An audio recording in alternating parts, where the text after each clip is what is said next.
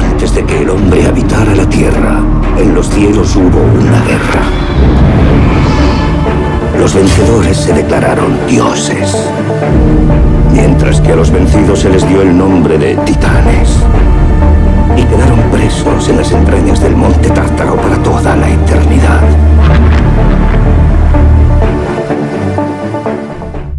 Hijos del sol, yo os saludo, gracias por acudir a la Batcueva. ¿Qué tal lleváis el fin del mundo, chicos? Espero que bien, la guardia alta. Cuidad de los vuestros y sed fuertes, chicos y chicas. Bueno, muy bien, ya sabéis que nosotros tenemos bien marcado nuestra línea de trabajo aquí en el canal. Y hoy traigo algo para vosotros alucinante, chicos. He recopilado casi 76 libros antiguos con relatos, con narraciones de pueblos muy antiguos. Muchos de estos pueblos ni siquiera seguro que muchos de vosotros los conoceréis. Pero bueno, aquí estamos para aprender todos juntos, ¿de acuerdo? Un abrazo muy grande a la doctora y muchas gracias por sus consejos, doctora. Chicos, si os quedáis hasta el final del vídeo, vais a alucinar con el contenido de este vídeo. He buscado unas imágenes que fueran acorde con el contenido del vídeo para hacerlo más ameno. Espero que os guste. Llevo 4 días buscando imágenes para este vídeo. Y chicos, lo importante es la información. Lo importante es la información. Y espero que os guste, porque este vídeo os va a explotar la cabeza como solemos hacer siempre aquí. Chicos, empezamos.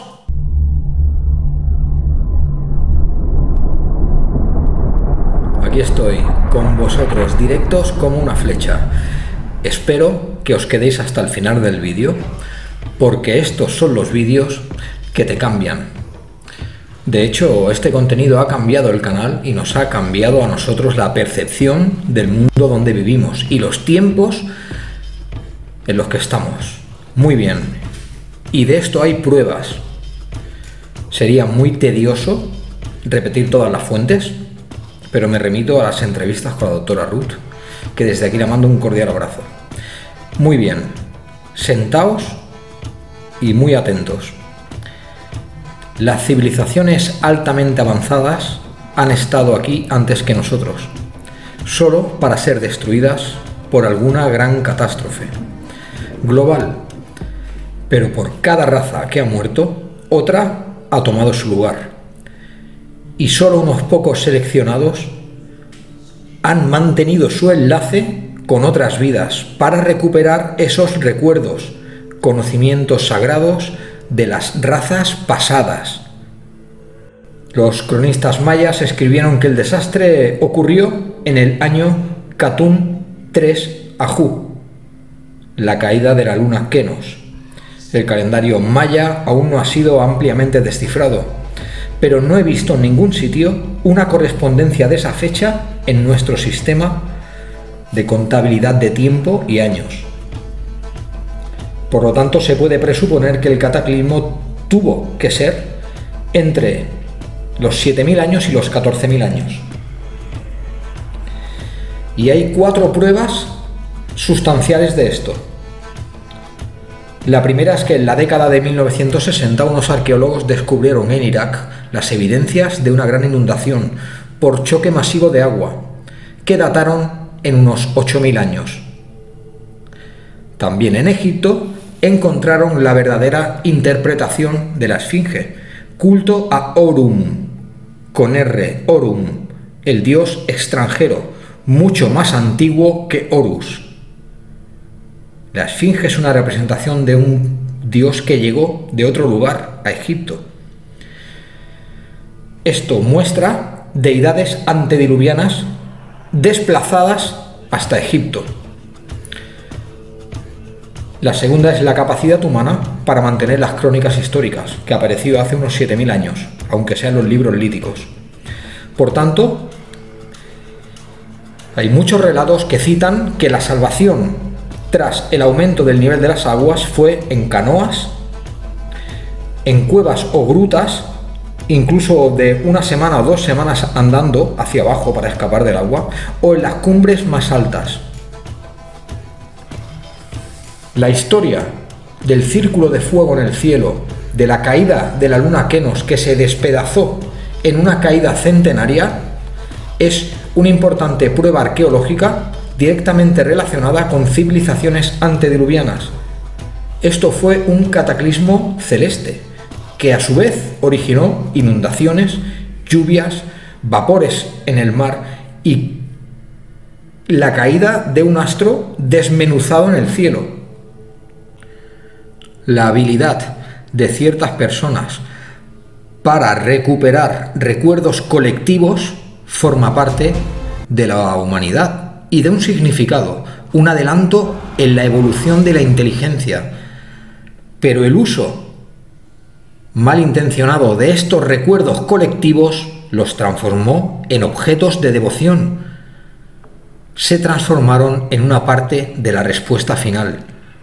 Los relatos quedaron congelados en forma de religiones y los sacerdotes recurrieron al asesinato para combatir cualquier tratamiento inteligente de los mismos. Por lo tanto, estamos hablando de una ocultación global de que antes que nosotros hubo otras civilizaciones y muy avanzadas. Chicos, más vale que os sentéis porque empezamos. Uno de los símbolos más antiguos que tiene la humanidad de estos tiempos remotos en la Tierra es la esfera, el círculo, la espiral, que recuerda a una serpiente mordiéndose la cola. De ahí vienen todos los ritos de los nórdicos, de Islandia, de muchas culturas sobre la serpiente. Una serpiente se dibujó en el cielo durante más de 200 años, que es lo que duró la caída de la luna Kenos, despedazándose en nuestra atmósfera. Hubo un momento crítico, que es cuando cayó todo el material al mar y se levantaron vapores, y fue un cataclismo, pero ese momento tardó en llegar. La tribu Warrabunga del norte de Australia transmite el mensaje del cataclismo celeste, de la caída de una luna y el diluvio subsiguiente de esta. La luna emergió del sol y era un hombre. Un día se encontró a una mujer y empezó a hablar con ella. La torpeza de un par de halcones provocó la caída de esta. El hombre y la mujer hablaban, acercándose más, hasta que provocaron un gran incendio. La mujer resultó con quemaduras muy serias y el señor Luna se cortó una de sus venas y vertió el líquido sobre la mujer, que lentamente volvió a la vida. La primera metáfora del pueblo australiano del choque celeste en tiempos de antes del diluvio, el señor Luna, y la mujer, llamada así, el otro astro, Kenos y Selene. En la isla Murua, entre Nueva Guinea y las Islas Salomón, la historia cuenta que al principio había una anciana llamada Mashim, que era la propietaria del fuego, del anillo de fuego. Su hijo se lo robó y lo distribuyó entre la gente. Entonces la anciana se enfadó y tomó el fuego que todavía le quedaba y hizo arder la tierra y hizo que se levantara la niebla y que no se viera el sol. Otra metáfora del choque y de la elevación de vapores del mar ante este choque.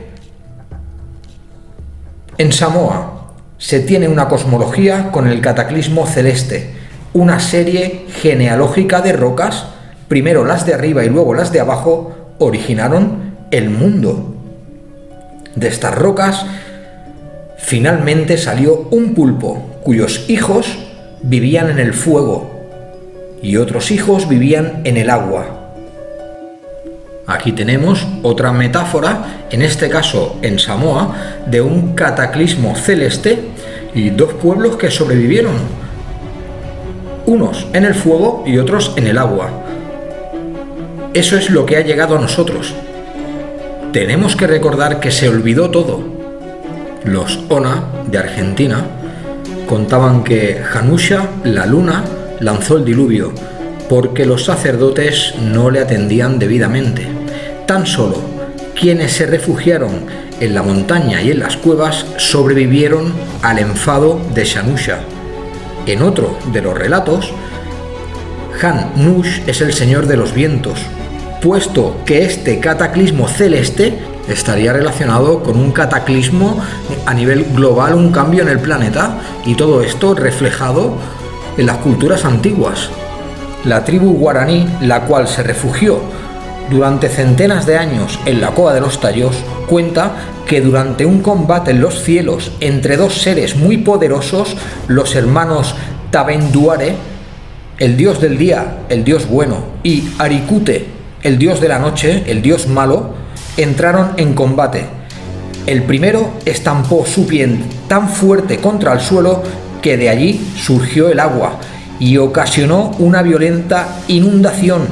El fuego caía del cielo. Los seres humanos pudieron escapar de la catástrofe porque lograron subir a los árboles más altos y de ahí a las cumbres. Los nativos Tupimamba del área del Río de Janeiro contaban la misma historia, pero los dos hermanos se llamaban Tamendorae y Ariconte. Según cuentan los arauacos del Guayana, Condi, el dios, arrasó el mundo con fuego, del que se pudieron salvar Marehuana y sus seguidores, los hijos de Maya, porque se refugiaron en una caverna tras 10 días andando. Tras el fuego vino el agua. Entonces se volvieron a salvar sobre canoas y en las cumbres. ¿Por qué se ha olvidado todo esto? Hay una teoría de los tiempos tan difíciles que se vivieron en ese periodo de la caída de la luna Kenos. Fue tan cruel y tan bestia el cambio que los pueblos simplemente lo olvidaron. Y sus recuerdos son los que han creado el mundo que hoy tenemos.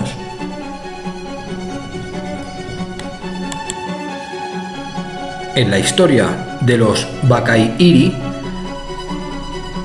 habitantes en las islas del Mar Caribe, se halla la reminiscencia de la catástrofe celeste, de la caída de la luna Kenos y de las inundaciones subsiguientes. El pueblo de los Bakairi cuenta así: el cielo, el sol y la luna eran llevados caóticamente por un par de pájaros, hasta que los dos hermanos, Kame y Keri, los cazaron con astucia y colocaron los dos astros en sus cursos regulares actuales. Tras el diluvio, los dos hermanos repoblaron el mundo con los animales que lograron salvar en el hueco de un árbol vaciado. Este hueco del árbol estaba conectado a la serpiente del cielo, a la que tiene 1000 ojos, a la que da luz de noche, o sea, la Vía Láctea. Los guayamis de Costa Rica tienen algo de la misma historia, pero al revés. Cuando las aguas del gran diluvio estaban retrocediendo, Nancomala atravesó las aguas y encontró a la doncella Rutbé, flotando sobre una balsa.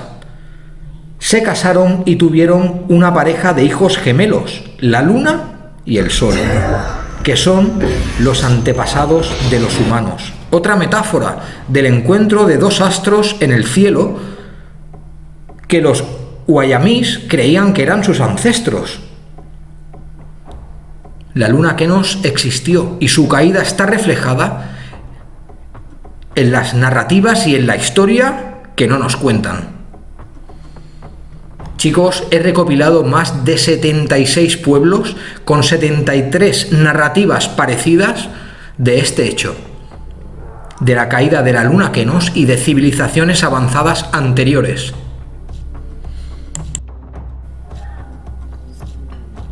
La tribu de los Paini, de Nebraska, formaron la tribu más importante del grupo de los Caddo. Su dios principal era Atius Tiguara,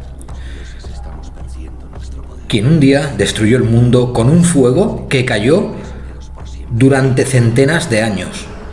Este fuego fue apagado por un diluvio. Los antepasados de la tribu buscaron su refugio en una cueva, en la cueva madre. Una vez acabada la destrucción y cuando los niños ya eran abuelos, un anciano que llevaba una pipa, un fuego y un tambor empezó a tocar. Del tambor brotaron semillas de maíz y fueron los primeros en retornar al mundo exterior. La tribu de los Ottawa, los Chipea, los Powhatomi y otras tribus angloquinas centrales contaban la misma historia. Dos grandes liebres chocaron en el cielo y una cayó en llamas y arrasó el mundo.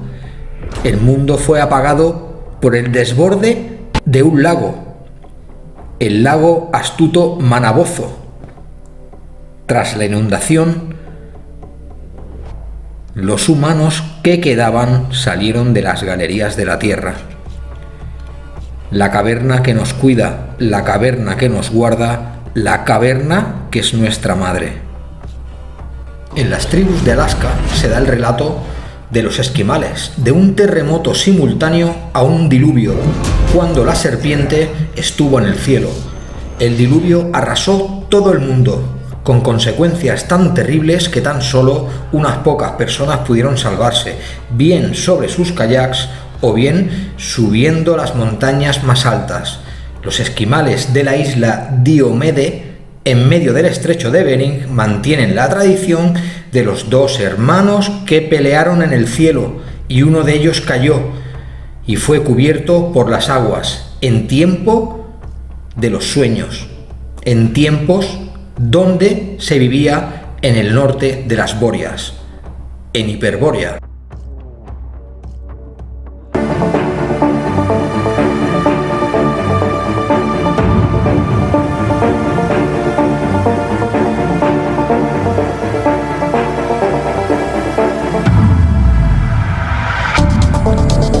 ¿Estáis listos para el viaje? Si os quedáis hasta el final, todo encajará en nuestra cabeza. El origen de la Atlántida, aquí en Occidente, su leyenda comienza cuando el famoso legislador Solón visitó Sais en Egipto y unos sacerdotes le hablaron de una muy antigua historia que concernía a su tierra. A su vuelta a Atenas, mucha gente se hizo eco de esta leyenda. Uno de ellos, el abuelo de Critias. Por el año 360 a.C., Critias, un general de Siracusa llamado Hemócrates, Sócrates y Platón se reunieron para hablar. De esta reunión salió el Critias, que todos conocemos. Aquí se relata una historia. La historia de la Atlántida, de una civilización perdida antes de que llegara Selene. Esto está recogido en dos diálogos muy conocidos de Platón, llamados el Timeo y el Critias. Según estos textos y según Critias y el relato de su abuelo, la Atlántida habría sido una gran potencia militar que tuvo su auge 9000 años antes. Muy bien, ahora estamos viendo nuestra línea de tiempo. Esto sucedió hace 9000 años, por lo tanto todos estos pueblos y el cambio de luna de Kenos a Selene ocurrió dentro de estos 9000 años. Esto explicaría muchísimas cosas. Explicaría por qué hay pueblos en el mundo que en sus narrativas ancestrales se cuentan que sus ancestros vivían cuando no había luna en el cielo. Pues desde Egipto hasta la Atlántida van 9000 años. Y esto lo sabemos gracias a los textos del Critias.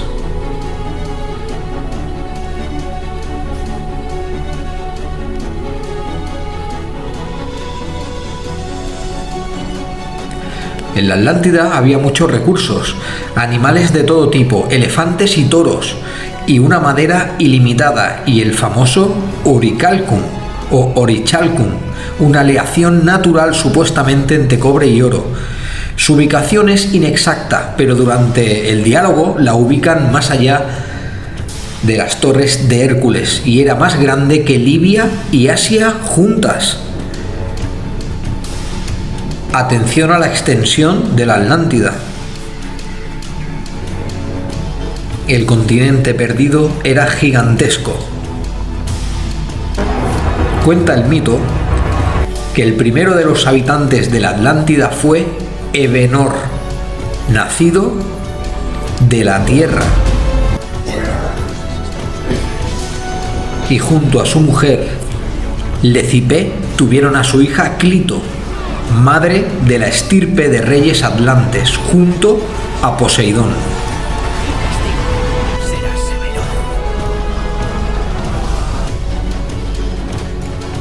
De esta pareja salieron 10 hijos y dividieron la isla en 10 reinos.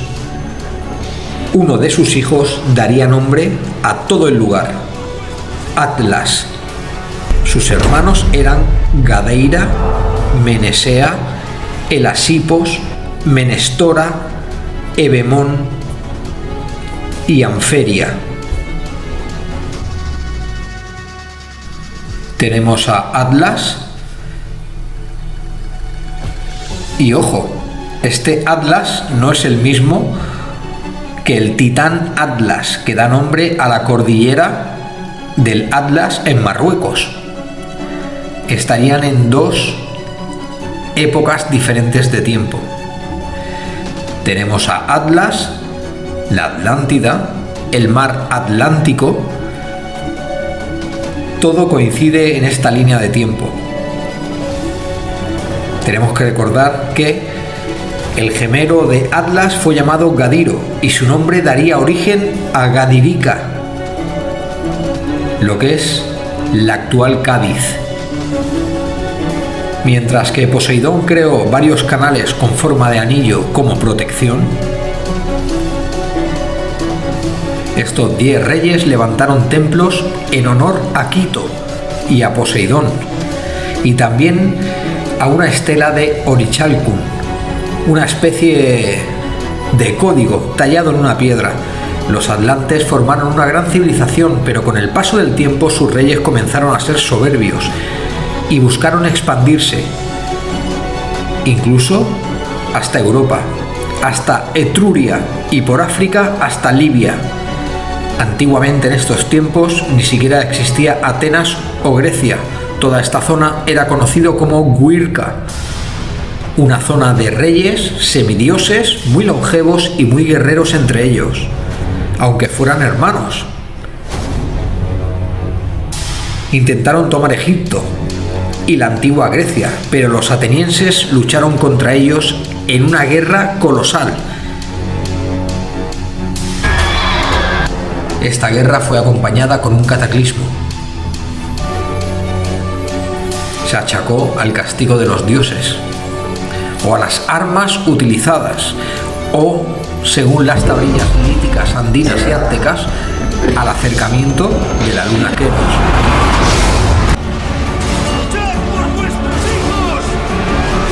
¡9.000 años y un cambio de luna separa la Atlántida de nosotros! Pero nosotros sabíamos que era verdad. Muchos han hablado de la Atlántida. Incluso apareció en 20.000 leguas de viaje submarino, la novela de Julio Verne. Y 15 años después, el escritor y político Ignatius Donnelly publicó El mundo antediluviano, Atlantis. Dijo que la Atlántida sí existió y que los restos que quedaban de ella eran las Azores. Según su teoría, esta civilización fue el origen de toda cultura humana. Era una raza primigenia muy avanzada, que se dedicó a difundir sus conocimientos al este y al oeste. De ahí ambas culturas tengan pirámides y símbolos muy similares. Y serpientes. El culto o temor a las serpientes se repite en casi todas las culturas. Atención a este dato que es muy importante. Durante el siglo XIX se barajó la posibilidad de que la civilización de la Atlántida podría haber sido la de los misteriosos tartesos.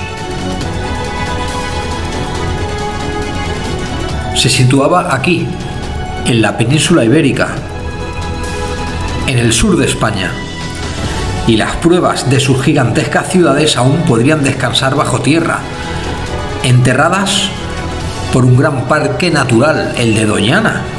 Desde el año 2005 se están haciendo investigaciones del CSIC trabajando en el parque.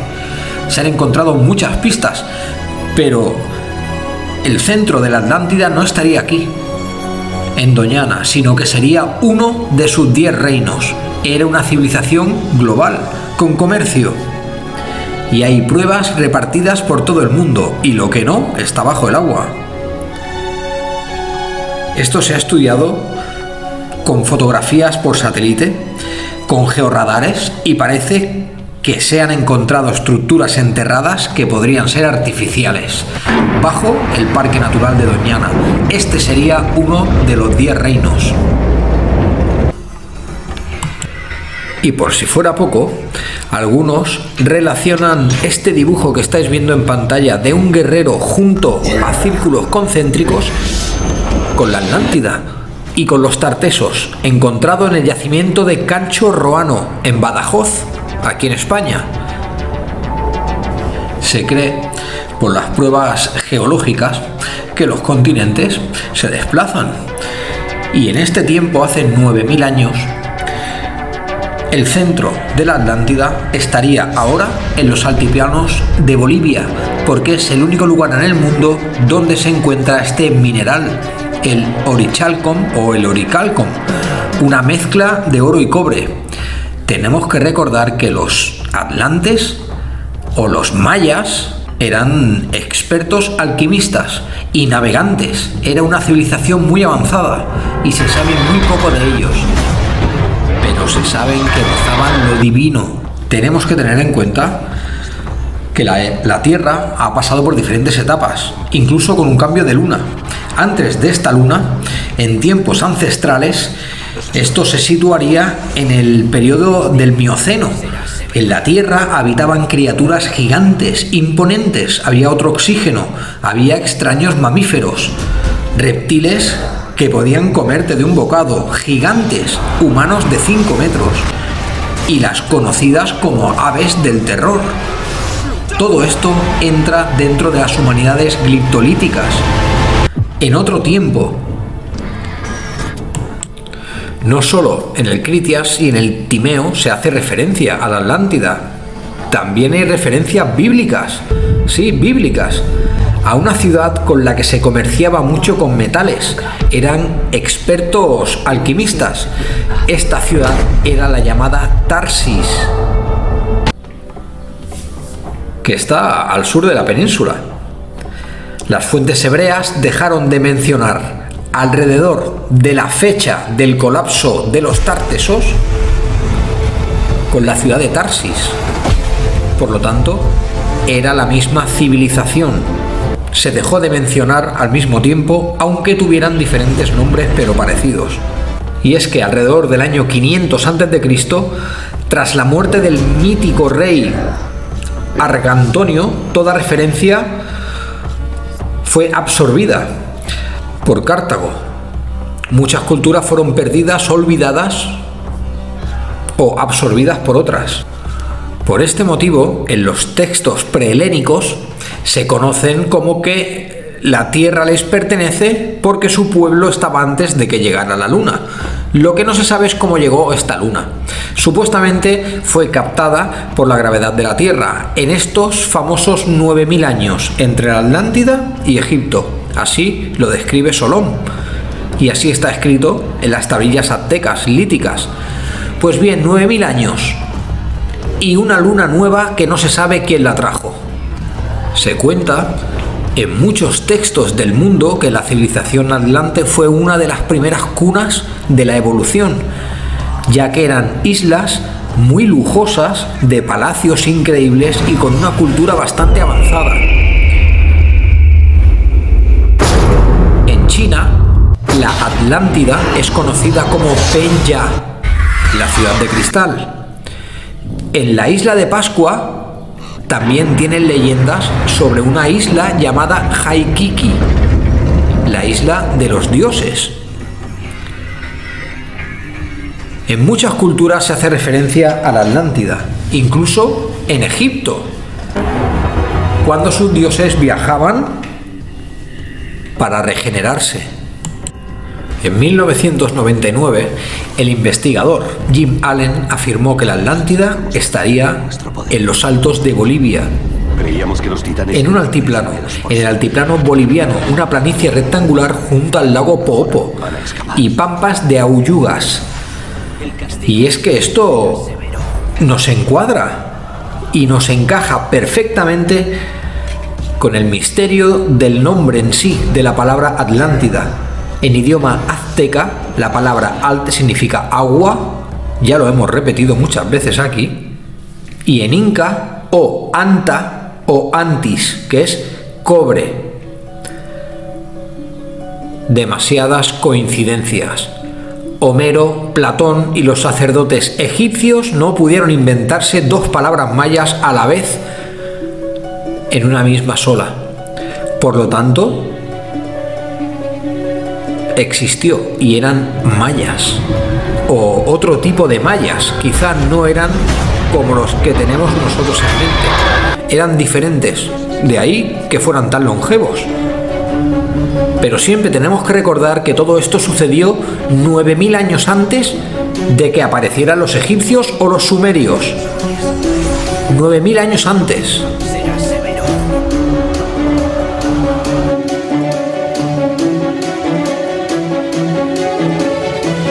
Ya se puede afirmar que en Tiahuanaco o el lago Titicaca era una de estas 10 ciudades-reino. Hay unas ruinas en el lago que cuando baja el nivel del lago salen columnas en forma de pergamino del agua, recordando tiempos anteriores. Estas columnas de pergamino, para buen ojo avizor, se dan cuenta de que los únicos que utilizan pilares en forma de pergamino son los egipcios. Pero estamos hablando del lago Titicaca. Es tan anterior como la luna que tenemos ahora. 9000 años, chicos. 9000 años y encaja perfectamente con las ruinas de Yonaguni de Japón. Esto sería otra ciudad-reino. Aquí en las Azores sería otra ciudad-reino. Las Islas Canarias serían las supervivientes de estos archipiélagos ciudades. Han pasado tantos pueblos, incluso un cambio de luna, para que estas historias lleguen a nosotros. Y esto no son cuentos, estos son pruebas. También se dudaba de Troya, se creía que era una fábula, hasta que un buen hombre concienzudo la encontró, basándose en los escritos griegos. Hay pruebas por todo el mundo de que hubo una civilización, uno no, hubo varias. Incluso entraron en guerra entre unos y otros. Parece que la guerra es algo que nos persigue. Si los dioses nos hicieron a su imagen y semejanza, por lo que hemos visto y por lo que hay reflejado, eran igual de bélicos que nosotros. También eran capaces de hacer el bien, pero solo tenemos que buscar referencias en los textos antiguos para ver que eran destructivos, incluso entre sus hermanos. Y creedme, la Atlántida no es el único caso de un continente perdido. También tenemos el Palacio de los Reyes. A finales del siglo XIX apareció la teoría de Lemuria, un continente perdido que se podría explicar con una manga de tierra desde la India hasta Madagascar y Australia. Y cómo no, tenemos el continente perdido de Mu, que viene a ser la misma historia pero en el Océano Pacífico. El descubridor fue un oficial del ejército británico destinado en las Indias, James Chusworth, quien propuso la teoría de una manga de tierra existencial entre ambos continentes. El continente perdido de Mu sería descubierto por este hombre. Unos relatos antiguos de una civilización anterior a la Atlántida. Ya nos movemos de los 9000 años y nos vamos más atrás, a 14.000, a 15.000, a 20.000 años. Antes de nuestra luna, no antes del diluvio. Es increíble, chicos, la línea de tiempo con la que estamos trabajando aquí en el canal. Y ahora mismo, desde aquí, os recomiendo que busquéis el libro de Los hijos de Mu, de George Chuzwaard. Este libro explica perfectamente las similitudes artísticas, religiosas y lingüistas entre la civilización del Valle del Indo, de Egipto y Mesopotamia. Los hijos de Mu. Recordad este libro, chicos, porque con este libro y el Critias todo encaja. Y por supuesto que ubicamos en estos 9.000 años y en un periodo anterior a las culturas precolombinas de América del Sur y la isla de Pascua. Tenemos que recordar que hay muros americanos en la isla de Pascua, su diosa se llama Maya, y tenemos sus famosas construcciones, los moais y bajo los moais, unas construcciones aún más antiguas. Y para los pascuenses también tienen su Atlántida. Es llamada Waikiki, la isla de los dioses, una isla mítica de la que provenían sus ancestros. También es conocida como Hiva. Curiosamente, los maorís tienen una leyenda similar, la de Hawaikiki, una isla que aparecía y desaparecía.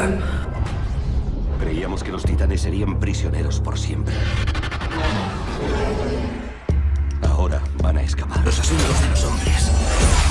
El castigo será severo.